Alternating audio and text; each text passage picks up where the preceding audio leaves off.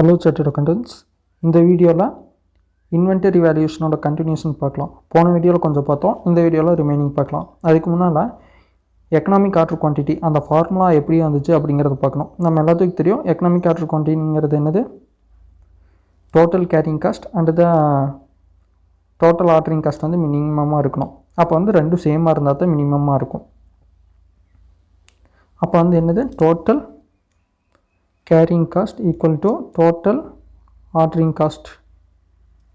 அப்போ வந்து total carrying cost எப்படி கண்டுபிடிக்கிறதுனா, எக்கனாமிக் ஆர்டர் குவான்டிட்டி, நம்ம ஆர்டர் குவான்டிட்டி அது வந்து எக்கனாமிக் இருக்கணும். இது வந்து ஆர்டர் குவான்டிட்டின்னு எடுத்துக்கலாம், divided by order quantity divided by average தான் எடுத்துக்குவோம். ஏன்னா ஃபஸ்ட் டே அதிகமாக இருக்கும், லாஸ்ட் டேயில் வந்து கம்மியாக இருக்கும். ஸோ ஆவரேஜாக எடுத்துக்கிறது தான் EOQ divided by 2 into carrying cost. இன்னும் டோட்டல் ஆர்டரிங் காஸ்ட் எப்படி கண்டுபிடிக்கிறதுனா, ஆனுவல் ரெக்குயர்மெண்ட்ஸ் டிவைடட் பை நம்ம எவ்வளோ குவான்டிட்டி ஆர்டர் பண்ணுறோம் அப்படிங்கிறத பொறுத்தா தான் நம்ம மொத்தம் எவ்வளோ ஆர்டர் பண்ணியிருக்கிறோங்கிறது தெரியும். So economic order quantity into ordering cost, அது வந்து O.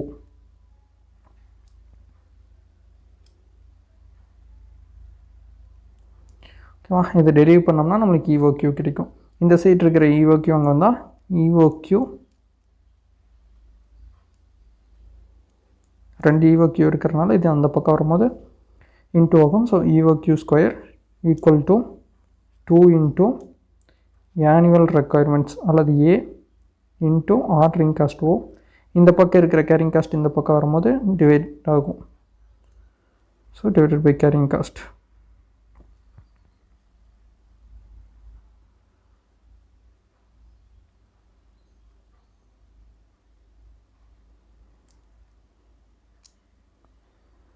டூ இன்ட்டு ஓகேவா. அதுக்கப்புறம் இங்கே இருக்கிற ஸ்கொயர் ரூட் இந்த பக்கம் வரும்போது இங்கே கேன்சல் ஆகி இந்த பக்கம் ஸ்கொயர் ரூட் ஆகும். So EOQ equal to 2 into annual requirement into ordering cost divided by carrying cost. அது EOQயோட formula. Square root of 2 into annual demand into ordering cost divided by carrying cost. Next வந்து நம்ம என்ன பார்க்கணும்னா, minimum stock level. Minimum stock லெவலுங்கிறதுனா நம்ம expectation வந்து மேக்ஸிமமாக யூஸ் பண்ணுவோம், மேக்ஸிமம் லைட் டைம் எடுக்குங்கிறது. ஆனால் ஆவரேஜாக என்ன எடுக்குதோ அதுதான் இருக்கும். அது ரெண்டுக்கு இருக்கக்கூடிய டிஃப்ரென்ஸ் தான் minimum stock level. Reorder stock லெவல்னால் மேக்ஸிமம் எடுத்துக்கிறது, maximum consumption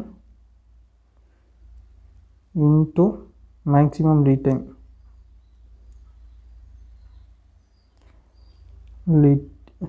maximum lead time அங்கே ஸ்க்ரீன் உடஞ்சிருக்கு. ஸோ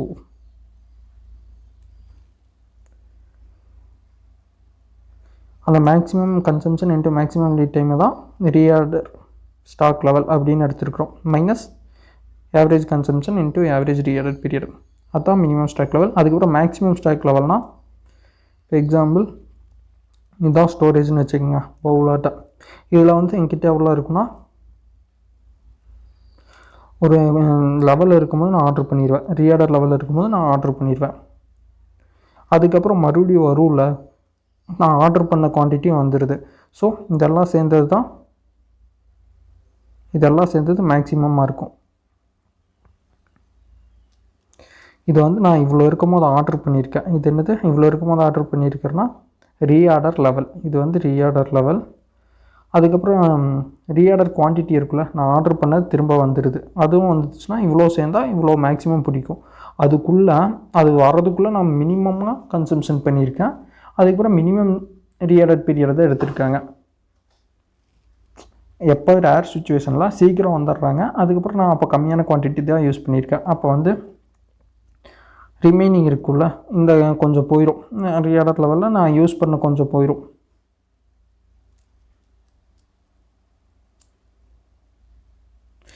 என்கிட்ட ரீஆர்டர் லெவல் இருக்குல்ல, அதில் வந்து நான் மினிமமாக யூஸ் பண்ணியிருப்பேன். அப்போ ரிமைனிங் இருக்குல்ல, ரிமைனிங் இருக்கக்கூடியது தான் இது வரைக்கும் போயிடும். ஏன்னா மினிமமாக யூஸ் பண்ணியிருக்கேன், மினிமம் லீட் டைமில் வந்துடும். ரிமைனிங் இருக்கிறதா மேக்ஸிமமாக இருக்கும், அதான் maximum stock level.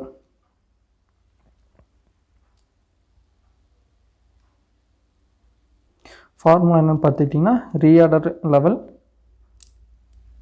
Reorder plus reorder quantity நம்ம மினிமமாக யூஸ் பண்ணியிருப்போம்னா அது லெஸ் பண்ணிக்கணும். Minimum consumption rate into minimum reorder period. Order பண்ணி வரதுக்குள்ளே நம்ம மினிமமாக கன்சம்ஷன் பண்ணியிருக்கோம், ஆர்டரிங்கும் சீக்கிரம் வந்துடுது. அதுக்கப்புறம் ஆவரேஜ் இன்வென்டரி லெவல் மேத்தமெட்டிக்கல் ஃபார்முலாவாக பார்த்தோம்னா average stock level equal to minimum plus maximum divided by 2. Minimum plus maximum divided by 2. அதுக்கப்புறம் ஆவரேஜ் ஸ்டாக் லெவலுக்கு இன்னொரு ஃபார்முலா இருக்குது. அது வந்து காஸ்டிங் லாஜிக்கல் படி பார்த்தோன்னா மினிமம் ஸ்டாக் லெவல் எப்போவுமே இருக்கிறது தானே. ஸோ மினிமம் ஸ்டாக் லெவல் இதுக்கு பேர் என்ன, ஆவரேஜ் இன்வென்டரி ஸ்டாக்னா நார்மல் ஸ்டாக் லெவல்.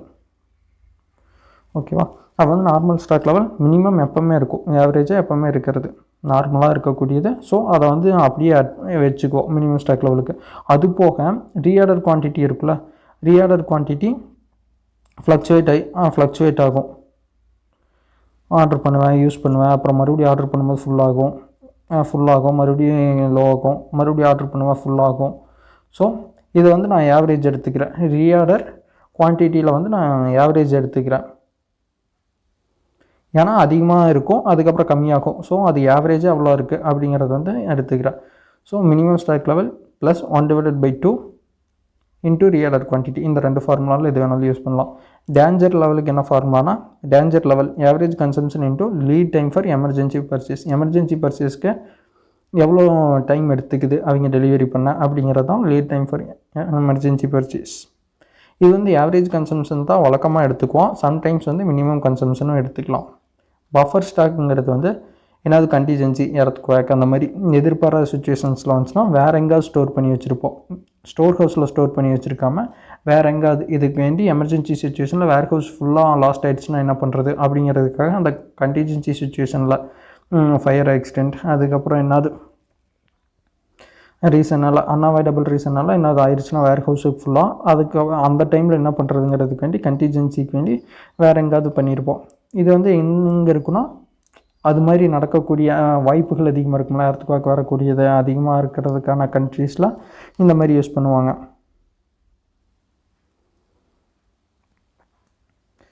இதுதான் அந்த ஸ்டாக் கண்ட்ரோல் சார்ட். இதில் கொடுத்துருப்பாங்க மேக்ஸிமம் லெவல் எவ்வளோ இருக்கும், மினிமம் இது வந்து மினிமம் ஸ்டாக் இருக்கும். நம்ம எவ்வளோ இருக்குன்னா மினிமம் ஸ்டாக் இருக்கும். அதுக்கப்புறம் ஆர்டர் குவான்டிட்டி இது ஃபுல்லாக இருக்கும். நம்ம இது இருக்கும்போது ரீஆர்டர் லெவல் ஆர்டர் பண்ணுவோம். ஏன்னா இதுக்குள்ளே maximum consumption into maximum lead time இவ்வளோ ஆகும். அப்படி அதுக்குள்ளே நம்ம இவ்வளோ ஸ்டாக் யூஸ் பண்ணியிருப்போன்னு பண்ணிவிட்டு ரிமைனிங் இருக்கிறத வந்து ஆர்டர் பண்ணுவோம். அந்த லெவல் இருக்கும்போது ஆர்டர் பண்ணுவோம். அதுக்கப்புறம் இதுக்கும் சேர்த்து ஆர்டர் பண்ணுவோம். ஏன்னா டோட்டலாக ஆர்டர் பண்ணுறது இவ்வளோ இருக்கும். மேக்ஸிமம் ஸ்டாக் லெவலில் எவ்வளோ இருக்குன்னா மேக்ஸிமம் ஸ்டாக் லெவல் இது ஃபுல்லாக இருக்கும். வரதுக்குள்ளே நம்ம கொஞ்சம் யூஸ் பண்ணிடுவோம்ல, ஸோ இது சப்ராக்ட் ஆயிரும். மேக்ஸிமமாக இவ்வளோ தான் இருக்கும் stock level, maximum stock level. Formula படி பார்த்துட்டோன்னு என்ன maximum stock level reorder level plus order quantity minus minimum stock level. அந்த ஃபார்முலா வந்துருச்சா. நெக்ஸ்ட் வந்து மேக்ஸிமம் ஸ்டாக் லெவல் பார்த்தாச்சு. மினிமம் ஸ்டாக் லெவல் என்னது, மேக்ஸிமமாக நான் எவ்வளோ இருக்கும்போது ஆர்டர் பண்ணோன்னா மேக்ஸிமமாக யூஸ் பண்ணுவோம் அப்படின்ட்டு ஆர்டர் பண்ணிப்பேன். Maximum consumption into maximum lead time. அதில் வந்து மினிமம் ஆவரேஜாக யூஸ் பண்ணியிருப்பேன். இது வந்து ஆவரேஜாக யூஸ் ஆகிறது. ஸோ ரிமைனிங் இருக்கிறது வந்து மினிமம் ஸ்டாக் லெவல்.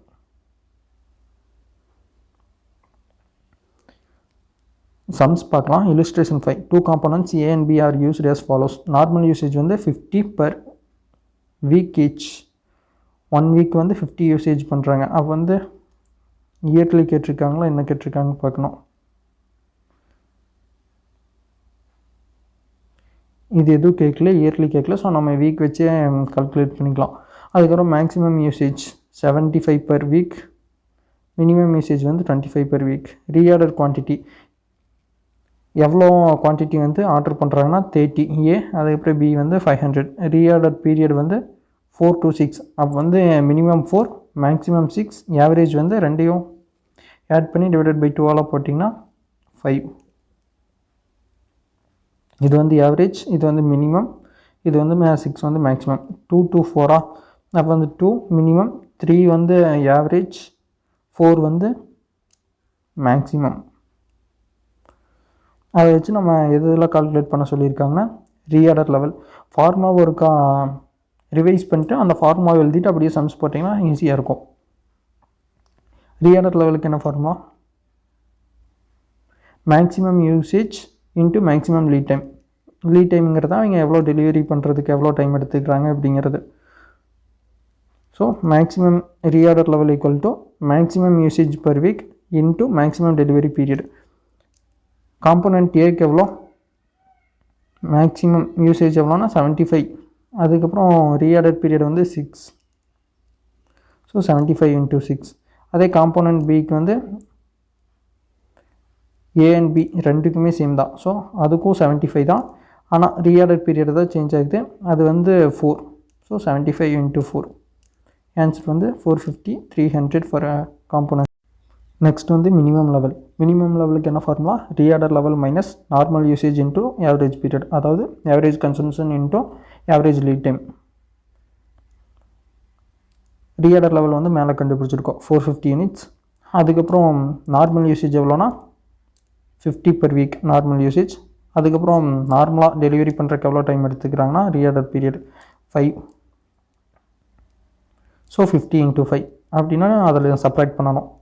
50 இன்ட்டு 5 250 வரும். 450லேருந்து 250 சப்ராக்ட் பண்ணால் 200 யூனிட்ஸ். அதே காம்போனன்ட் பிக்கு என்னென்னு பார்த்துட்டிங்கன்னா மேலே கண்டுபிடிச்ச 300 யூனிட்ஸ் அப்படி எடுத்து போட்டுக்கோம். அதுக்கும் நார்மல் யூசேஜ் வந்து சேம் தான் 50 per வீக். ரீஆர்டர் பீரியட் தான் சேஞ்ச் ஆகுது. ரீஆர்டர் பீரியட் எவ்வளோனா 3. அப்போ வந்து 50 இன்ட்டு 3 வந்து 150 ஆகும். 300லேருந்து 150 வந்து சப்ராக்ட் பண்ணுறோன்னா 150 யூனிட்ஸ். அதுதான் ஆன்சர். நெக்ஸ்ட் வந்து மேக்ஸிமம் லெவல். மேக்ஸிமம் லெவலுக்கு என்ன formula? Reorder level plus reorder quantity minus minimum usage into minimum period, minimum lead time. இந்த மினிமம் பீரியடை வந்து மினிமம் லீட் டைம்னு கூட சொல்லலாம். அப்போ வந்து ரீஆர்டர் லெவல் வந்து நம்ம கண்டுபிடிச்சிருக்கோம். ரீஆர்டர் குவான்டிட்டி வந்து கொஸ்டின்லேயே கொடுத்துருக்காங்க. Minimum usage into minimum period வந்து கொஸ்டினில் இருக்குது. அதை ரெண்டு இன்ட்டு பண்ணி சப்ராக்ட் பண்ணணும். காம்போனன்ட் ஏக்கு எவ்வளோனா 450 யூனிட்ஸ் நம்ம ஃபைன் பண்ணது. இங்கே 450 யூனிட்ஸ் நம்ம ஃபைன் பண்ணது. நெக்ஸ்ட் வந்து 300 யூனிட்ஸ் வந்து கொஸ்டினில் கொடுத்துருக்காங்க.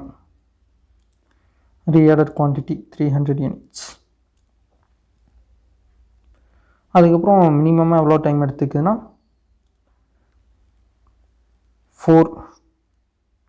4 வீக் வந்து மினிமமாக எடுத்துக்குது. எவ்வளோ யூஸ் பண்ணுறோன்னா 25 per வீக்.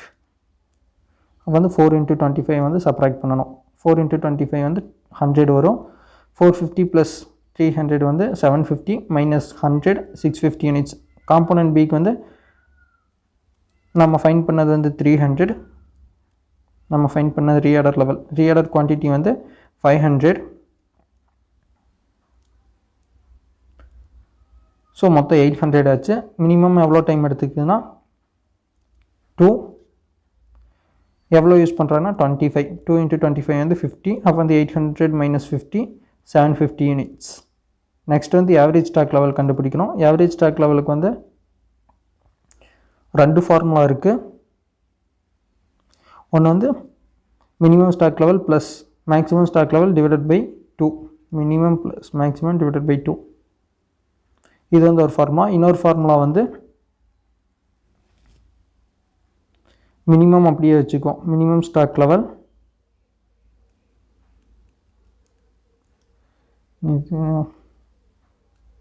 இன்னொரு ஃபார்முலா என்னென்னா மினிமம் ஸ்டாக் லெவல்.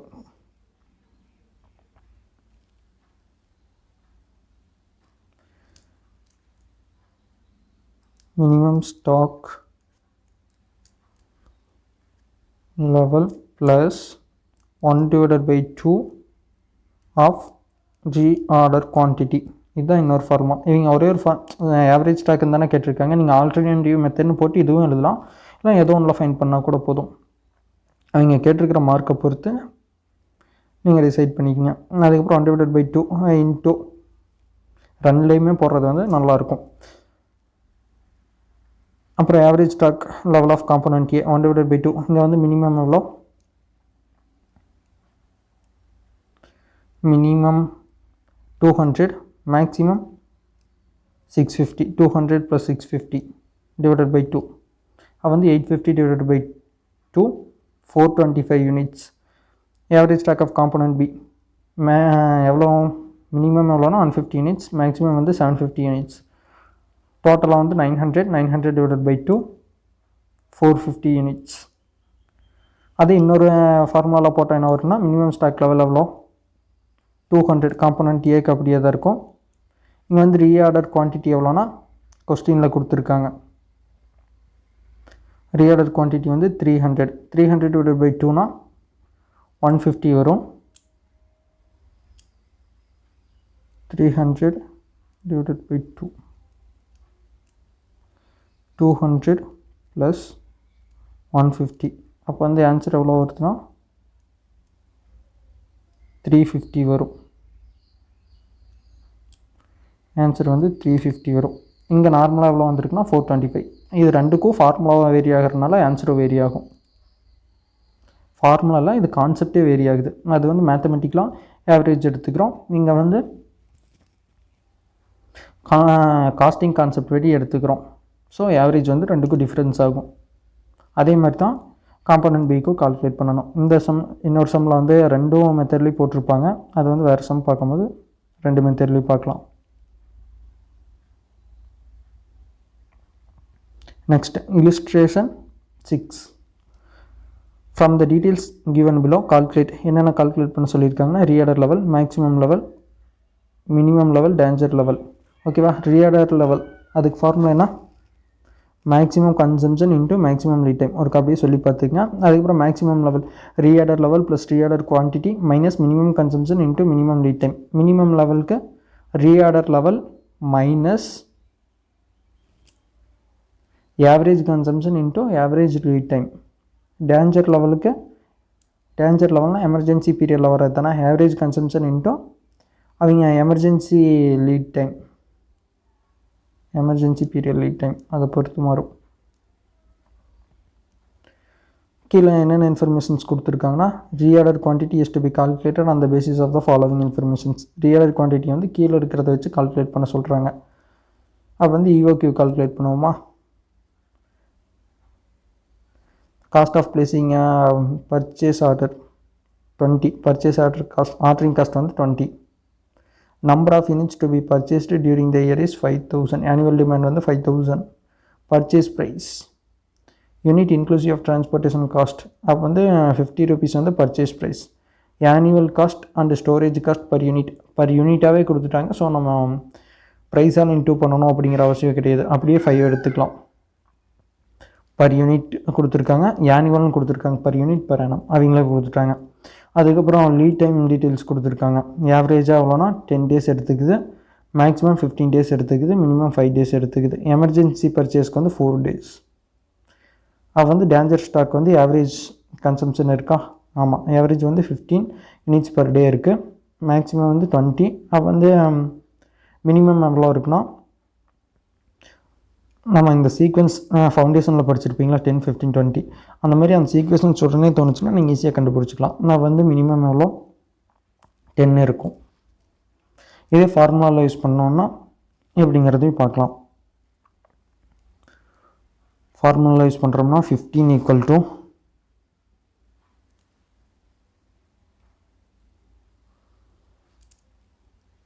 ஆவரேஜ் 15 தானே. அப்போ வந்து மேக்ஸிமம் 20 கொடுத்துட்டாங்க, மினிமம் தெரியாது, ஸோ எக்ஸ்ன்னு எடுத்துக்கலாம், divided by 2.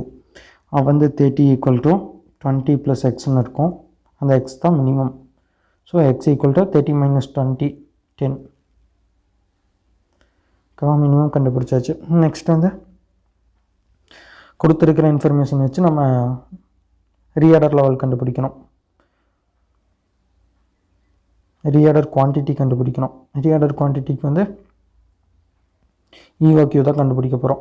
Reorder quantity or EOQ equal to 2 into annual consumption 5000 into ordering cost 20 divided by carrying cost 5. இது 1000 ஆகும். மேலே வந்து 1000, 2 × 1000 2000. அது வந்து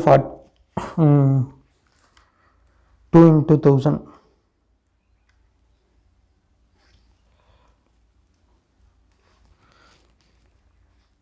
2000 × 20. அப்போ வந்து 4000 40,000 ஆகும். 40,000 அது வந்து ஸ்கொயர் ரூட் எடுத்தோம்னா 200 யூனிட்ஸ். நெக்ஸ்ட் வந்து இதுதான் அந்த ஃபார்முலா யூஸ் பண்ணியிருக்காங்க. 10 per யூனிட் பர் டே, இதுதான் மினிமம் கன்சம்ஷன். இதை வச்சு நம்ம அப்ளை பண்ணோன்னா அவங்க கேட்டிருக்கிறதெல்லாம் சொல்லிடலாம். ஃபஸ்ட்டு வந்து என்ன, ரீஆர்டர் லெவல். ரீஆர்டர் லெவலுக்கு என்ன formula, maximum usage per period, maximum lead time 20 × 15 300 units. அதுக்கப்புறம் மேக்ஸிமம் லெவல்னா reorder level plus reorder quantity minus minimum rate of consumption into minimum lead time. இதுக்கு தான் ஒர்க்கிங் நோட்ஸ்லாம். அது வந்து ரீஆர்டர் லெவல் மேலே கண்டுபிடிச்சது 300. அதுக்கப்புறம் ஒர்க்கிங் நோட்டில் கண்டுபிடிச்ச ரீஆர்டர் குவான்டிட்டி 200 மைனஸ் மினிமம், இதுவும் ஒர்க்கிங் நோட்டில் 10 per யூனிட் பர் டே. அதுக்கப்புறம் மினிமம் லீட் டைம் வந்து 5 days.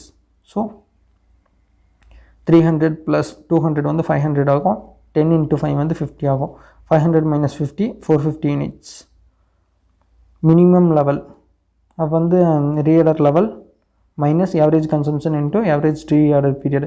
ரீஆர்டர் லெவல் நம்ம ஃபைன் பண்ணோம். 300 யூனிட்ஸ் மைனஸ் 15 × 10 150 ஆகும். அப்போ 300 - 150 150 units. Danger level average consumption அப்படியே தான் இருக்கும், 15 யூனிட்ஸ் பர் டே. அதுலேருந்து எமர்ஜென்சி பர்ச்சேஸ்க்கு வந்து எவ்வளோ டைம் எடுத்துக்குது அப்படிங்கிறது தான் lead time for emergency purchase. அது வந்து 4 days நான் கொஸ்டினில் கொடுத்துருந்தாங்க. So 15 × 4 60 units. அதுதான் டேஞ்சர் லெவல். நெக்ஸ்ட் கான்செப்ட் என்னென்னா இந்த stock out, inventory stock out அப்படிங்கிறது. இன்வென்டரி ஸ்டாக் அவுட்னா இன்வென்டரி பத்தாமல் போயிடுறது, ஒன்றா ப்ரொடக்ஷன்ஸுக்கு பத்தாமல் போயிடுறது. ட்ரேடர்ஸாக இருந்தாங்கன்னா யாராவது கஸ்டமர் கேட்டாங்கன்னா அவங்க என்னால் கொடுக்க முடியாமல் போயிடுறது. illustration 7 பார்த்தா உங்களுக்கு நல்லா கிளாரிட்டி கிடைக்கும். இது வந்து newly added sum. Mrs Turbo Tyre Trades, இவங்க வந்து என்னது traders in 4-wheeler tyres and tubes. 4-wheeler tyre and tube வந்து ட்ரேட் பண்ணிட்டுருக்காங்க. It stock sufficient quantity of the tyres of almost every vehicles. எல்லா வெஹிக்கிளுக்கும் தேவையான சஃபிஷியன்ட் குவான்டிட்டி ஆஃப் ஸ்டாக் வச்சுருக்காங்க. கீழே வந்து டீட்டெயில்ஸ் கொடுத்துருக்காங்க. என்ன டீட்டெயில்ஸ்னால், in year end 2023 the report of sales manager revealed that Mrs Turbo Tyres experienced stock out of tyres. Stock out எவ்வளோ டைம் ஆயிருக்கு அப்படிங்கிறதான டீட்டெயில்ஸ் கொடுத்துருக்காங்க. Stock out of tyres 100 tyres வந்து 2 times பத்தாமல் போயிருக்கு. 80 டயர்ஸ் வந்து 5 times பத்தாமல் போயிருக்கு. 50 டயர்ஸ் வந்து 10 times பத்தாமல் போயிருக்கு. 20 டயர்ஸ் வந்து 20 times பத்தாமல் போயிருக்கு. 10 டயர்ஸ் வந்து 30 times பத்தாமல் போயிருக்கு. டயர்ஸே பத்தாமல் போகாமல் இருந்த சுச்சுவேஷன் வந்து 33 times. இதுக்கு வந்து நம்ம ப்ராபபிலிட்டி கண்டுபிடிக்கணும். நெக்ஸ்ட் வந்து ஒரு tyre Mr Turbo Tyres losses 150 per unit due to the stock out. இது வந்து கஸ்டமர் கேட்குறாங்கன்னு வச்சுக்கிங்களேன், அந்த வந்து இவங்களால கொடுக்க முடியலன்னா 150 per யூனிட் வந்து லாஸ் ஆகுது அப்படின்னு சொல்லியிருக்காங்க. மேபி இந்த 150 வந்து நீங்கள் ப்ராஃபிட்னு கொடுத்து எடுத்துக்கலாம். ஆனால் 150 வந்து லாஸ் ஆகுது. வேறு ஃபேக்டர்ஸ் இருக்கும், ப்ராஃபிட் போக வேறு ஃபேக்டர்ஸ் இருக்கும். ஸோ 150 வந்து லாஸ் ஆகுது. உங்களுக்கு சிம்பிளாக புரியணும், 150 வந்து ப்ராஃபிட் லாஸ் ஆகுது. அதே அதை ஸ்டோர் பண்ணி வச்சிங்கன்னு வச்சுக்கோங்களேன், அதுக்கு வந்து எவ்வளோ காஸ்ட் ஆகுதுன்னா 50 rupees காஸ்ட் ஆகுது. இதை வச்சு நீங்கள் எவ்வளோ ஸ்டோர் பண்ணி வச்சுருக்கலாம் அப்படிங்கிறது. இந்த மாதிரி பத்தாமல் போயிருக்குல்ல, 100 யூனிட்ஸ் வந்து 2 டைம் பத்தாமல் போயிருக்கு. அதுக்கப்புறம் 10 யூனிட்ஸ் வந்து 30 தடவை பத்தாமல் போயிருக்கு. 50 யூனிட்ஸ் வந்து 10 தடவை பத்தாமல் போயிருக்கு. இந்த மாதிரி நிறைய இன்ஃபர்மேஷன்ஸ் இருக்குல்ல. ஸோ நீங்கள் எவ்வளோ ஸ்டாக் வச்சுருக்கலாம், அந்த பத்தாமல் போகாமல் பார்த்துக்கலாமா, இல்லை பத்தாமல் போகிறதுனால பார்த்துக்கிறனால எனக்கு வந்து ஸ்டோரேஜ் காஸ்ட் அதிகமாகுமா அப்படிங்கிற டிசைட்லாம் நீங்கள் கால்குலேட் பண்ணி கண்டுபிடிக்கணும். இதை பார்க்கும் போதே உங்களுக்கு ஆவரேஜாக தோணும், 30 தடவை 10 ஸ்டாக் பத்தாமல் போயிருக்கு. 30 தடவை வந்து கேட்டிருக்காங்க கஸ்டமர், என்கிட்ட 10 மட்டும் பத்தாமல் போயிருக்கு. ஸோ அந்த 10 வந்து நான் எக்ஸ்ட்ரா வாங்கி வைக்கிறதுனால இந்த 30 தடவை கேட்கும் போது என்னால் கொடுக்க முடியுங்களா அப்படின்னு இந்த லார்ஜ் அமௌண்ட்டாக இருக்கிறனால உங்களுக்கு பார்த்த உடனே தெரியுது. இங்கே கம்மியாக இருக்கிறனால இந்த கம்மியாக வாங்கி வைக்கிறதுல என்ன ஆகிடப்போகுது அப்படிங்கிற மாதிரி ஃபீல் ஆகுது. ஸோ இதுதான் மினிமமாக இருக்குங்கிற பார்க்கும் போது ஒரு தோணுது. அதே இங்கே 25, இங்கே 28, அதுக்கப்புறம் இங்கே வந்து நியரஸ்ட்டாக இருக்குன்னு வச்சுக்கோங்களேன். இங்கே 20 இருக்குன்னா இங்கே ஒரு 15 அந்த மாதிரி இருக்குன்னா நியரஸ்ட்டாக இருக்குது, நம்மளால் கால்குலேட் பண்ண முடியாது. இது வந்து பார்த்த உடனே தோணுது, ஸோ இதுவாக தான் இருக்கும் அப்படிங்கிறது வந்து சும்மா அசம்ஷனாக இருக்கும், இதுதான் இருக்குது அப்படிங்கிற மாதிரி தோணுது. இந்த மாதிரி சிம்பிளாக இருக்கும் போது இதுதான் ஈஸி அப்படிங்கிற மாதிரி தோணுது. இது பார்த்தாலே தெரியுது. இதை வந்து நம்ம எப்படி கால்குலேட் பண்ணுறதுங்கிறது பார்க்கலாம். ஃபஸ்ட்டு வந்து அப்போ வந்து 100 ஸ்டாக் அவுட் ஆகிறதுக்கான ப்ராபபிலிட்டி எவ்வளோன்னு கண்டுபிடிக்கணும். ப்ராபபிலிட்டி எப்படி கண்டுபிடிக்கிறதுனா எவ்வளோ டைம்ஸ் அப்படிங்கிறது. அது ஒர்க்கிங் நோட்டில் கண்டுபிடிக்கலாம். ஸ்டாக் அவுட் வந்து டோட்டலாக எவ்வளோனா 100 இருக்குது. ஓகேவா, டோட்டலாக 100 இருக்குது. ஸ்டாக் அவுட் வந்து 100 எவ்வளோ டைம்ஸ் ஆகிருக்கு, 2 டைம்ஸ். அது வந்து ப்ராபபிலிட்டி வந்து 0.02. 100 பத்தாமல் போகிறதுக்கான ப்ராபபிலிட்டி வந்து 0.02. அதே 80 பத்தாமல் போகிறதுக்கான ப்ராபபிலிட்டி, ஏன்னா 5 டைம்ஸ் 80 பத்தாமல் இருக்குது, அது வந்து 0.02, 0.05. 50 வந்து 10 டைம்ஸ் பத்தாமல் இருக்குது, ஸோ 0.01. இது எப்படி 0.01னா 10/100. இதே மாதிரி ஒவ்வொன்றுக்கும் 2/100 அப்படின்னு பார்த்தீங்கன்னா 0.02 வரும். அதுதான் ப்ராபபிலிட்டி. அதே மாதிரி ஒவ்வொன்றுக்காக கால்குலேட் பண்ணணும். 20/100ன்னு போட்டோம்னா 0.2. 30/100 0.3. 33/100 0.33. இது வந்து ப்ராபபிலிட்டி கண்டுபிடிச்சிட்டோம். இப்போ வந்து நம்ம எவ்வளோ சேஃப்டி ஸ்டாக்காக வச்சுருக்கலாம். சேஃப்டி ஸ்டாக்கானா நான் 100 ஸ்டாக்குமே வச்சுருக்கிறேன்ப்பா அப்படிங்கிற மாதிரி நான் ஒழுங்காக கால்குலேட் பண்ணலாம். இப்போ வந்து நம்ம 100 ஸ்டாக் வச்சுருக்கலாமா, இல்லை 80 ஸ்டாக் மட்டும் வச்சுருக்கா, இல்லை 50 ஸ்டாக் மட்டும் சேஃப்டி ஸ்டாக்காக வச்சுருக்கா. அப்போ வந்து 80 ஸ்டாக் வச்சுருக்கலாமா, 50 வச்சுருக்கலாமா, 20 வச்சுருக்கலாமா, அதுக்கு வந்து கேரிங் காஸ்ட் ஆகும், அதையும் கால்குலேட் பண்ணணும். அதே நான் ஸ்டாக் வைக்காமல் போயிருந்தேன்னா எனக்கு வந்து 150 rupees வந்து லாஸ் ஆயிரும். 150 வந்து வைக்காமல் போனாலே லாஸ் ஆகுது. அந்த ப்ராபபிலிட்டியும் நம்ம கன்சிடர் பண்ணிக்கணும். அப்படி கேட்குறதுக்கு எவ்வளோ சான்சஸ் இருக்குது அப்படிங்கிறதையும் கன்சிடர் பண்ணிக்கணும். ஓகேவா, இதுதான் கால்குலேஷன்ஸ். டேபிளில் என்ன கொடுத்துருக்காங்கன்னா, ஃபஸ்ட் வந்து சேஃப்டி ஸ்டாக் லெவல். இப்போ வந்து நான் 100 யூனிட்ஸ் வச்சுருந்தேன்னா ஸ்டாக் அவுட், அதாவது கஸ்டமர் எப்படி கேட்டாலும் நான் கொடுத்துருவேன். ஸோ ஸ்டாக் அவுட் ஆகிறதுக்கான சான்சஸே இல்லை. ஸ்டாக் அவுட் ஆகிறதுக்கான சான்சஸ் இந்த ப்ராபபிலிட்டி அப்படி இன்டூ பண்ணிக்கிறோம். அப்போ வந்து 0. ஸோ எனக்கு காஸ்ட் வந்து லாஸ்ட்டே ஆகாது. ஸ்டாக் அவுட் காஸ்ட் வந்து எதுவுமே ஆகாது. ஆனால் என் 100 யூனிட் வச்சுருக்கிறேன்னா எனக்கு ஒவ்வொரு யூனிட்டுக்கும் 50 ரூபாய் ஆகும் ஸ்டோர் பண்ணி வச்சுருக்கிறதுக்கான காஸ்ட். ஸோ 100 × 50 வந்து 5000. இது வந்து 5000 rupees எனக்கு வந்து டோட்டல் காஸ்ட் இன்னும் எக்ஸ்ட்ரா ஆகும். அதுவே நான் 8 யூனிட்ஸ் மட்டும் வச்சுருந்தேன்னா 100 கேட்குறதுக்கான ப்ராபபிலிட்டி எவ்வளோ இருக்குது. 100 கேட்குறதுக்கான ப்ராபபிலிட்டி வந்து 0.100 எல்லாம் பண்ணலாம் ஒர்க்கிங் நோட்டில். அது வந்து 0.02. அது வந்து 0.02 ப்ராபபிலிட்டி இருக்குது. அப்படி கேட்டாங்கன்னா என்னால் 20 கொடுக்க முடியாது. ஏன்னா 80 வச்சுருக்கேன், நான் 80 கொடுத்துருவேன். ரிமைனிங் 20 மட்டும் கொடுக்க முடியாது. ஸோ 20 × 0.02 × 150 அப்படின்னு போட்டிங்கன்னா 60 வரும். இதுதான் எக்ஸ்பெக்டட் ஸ்டாக் அவுட் காஸ்ட். இப்போ வந்து உங்களுக்கு அவ்வளோ லாஸ் ஆகும். அதாவது 150 வந்து லாஸ் ஆகும்ல, அதான் 150 ஏன் இன்டூ பண்ணுறேன்னா 150 வந்து லாஸ் ஆகும். இப்போ வந்து கஸ்டமர் கேட்குறாங்க, என்னால் கொடுக்க முடியலனா ப்ராபபிலிட்டி அதையும் இன்டூ பண்ணிட்டோம்னா எனக்கு 60 லாஸ் ஆகும். அது போக 80 ஸ்டோர் பண்ணி வச்சுருக்கிறதுக்கான காஸ்ட் வந்து 80 × 50 அது வந்து 4000 வரும். டோட்டலாக எனக்கு எவ்வளோ காஸ்ட் ஆகுதுன்னா 4060. அதே 50 வச்சுருக்கேன்னு வச்சுக்கோங்களேன். அப்போ வந்து 100 கேட்குறதுக்கான ப்ராபபிலிட்டி 0.02. 100 கேட்டாங்கன்னா என்னால் 50 கொடுக்க முடியாது. அதே 80 கேட்குறதுக்கான ப்ராபபிலிட்டி வந்து 0.05. அப்படி கேட்டாங்கன்னா 80 கேட்டாங்கன்னா என்கிட்ட 50 தான் இருக்குது, 50 கொடுத்துருவேன், என்னால் 30 கொடுக்க முடியாது. ஸோ இந்த எனக்கு அப்போ வந்து எவ்வளோ லாஸ் ஆகுனா 50 × 0.02 × 150, 30 × 0.05 × 150. இது போட்டோன்னா இந்த அமௌண்ட் கிடைக்கும். இது வந்து நம்மளுக்கு இர்ரெலவெண்ட். இதுதான் நம்மளுக்கு முக்கியம். அது வந்து 375 வரும். அதை ஸ்டோர் பண்ணி வைக்கிறக்க 50 × 50 2500. டோட்டலாக வந்து 2875 வந்து எனக்கு காசு ஆகும். டோட்டல் காஸ்ட்டு எனக்கு இவ்வளோ ஆகும் 50 வச்சுருந்தேன்னா. அதே நான் 20 யூனிட்ஸ் மட்டும் சேஃப்டி ஸ்டாக்காக வச்சுருக்கிறேன்னா இப்போ 100 கேட்குறதுக்கான ப்ராபபிலிட்டி 0.02. 100 கேட்டாங்கன்னா என்னால் 20 தான் கொடுக்க முடியும், 80 கொடுக்க முடியாது. அதே 50 கேட்டாங்கன்னா என்னால் எவ்வளோ கேட்குறாங்க அப்படிங்கிற டேட்டா தான் அது. அதே 80 கேட்டாங்கன்னா என்னால் எவ்வளோ கொடுக்க முடியும், 20 கொடுக்க முடியும், 60 கொடுக்க முடியாது. நெக்ஸ்ட் எவ்வளோ 50 கேட்டாங்கன்னா என்னால் 20 தான் கொடுக்க முடியும், 30 கொடுக்க முடியாது. 50 கேட்குறதுக்கான ப்ராபபிலிட்டி 0.1. அது வந்து 30 × 0.1 × 150 அப்படின்னு போட்டால் 450. அதே மாதிரி ஒவ்வொன்றுக்கும் 60 × 0.05 × 150, 80 × 0.02 × 150. டோட்டல் பண்ணோம்னா 1140. இதே 20 ஸ்டோர் பண்ணி வச்சுருக்கிறதுக்கான கேரிங் காஸ்ட் எவ்வளோ, 20 × 50 1000. அப்போ டோட்டலாக பார்த்தோம்னா 2110, 2140. நெக்ஸ்ட் வந்து 10 யூனிட்ஸ்.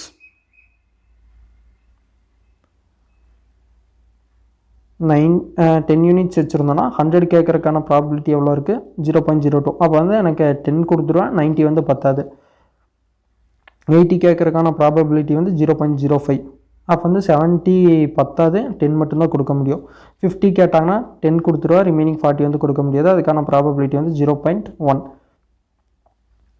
அதே 20 கேட்டாங்கன்னா ப்ராபபிலிட்டி வந்து 0.2. நான் வந்து 10 கொடுத்துருவேன், ரிமைனிங் 10 வந்து பத்தாது. ஸோ அதே மாதிரி கால்குலேட் பண்ணோம்னா 1695 வரும். அந்த 10 வந்து ஸ்டோரேஜ் பண்ணுறதுக்கு வந்து 10 × 50 500. டோட்டலாக 2195. நெக்ஸ்ட்டு வந்து 0. நான் சேஃப்டி ஸ்டாக்கே வச்சுருக்கலாம். 100 கேட்டாங்கன்னா 100 கொடுக்க முடியாது, அதுக்கான ப்ராபபிலிட்டி. 80 கேட்டாங்கன்னா எதுவுமே கொடுக்க முடியாது.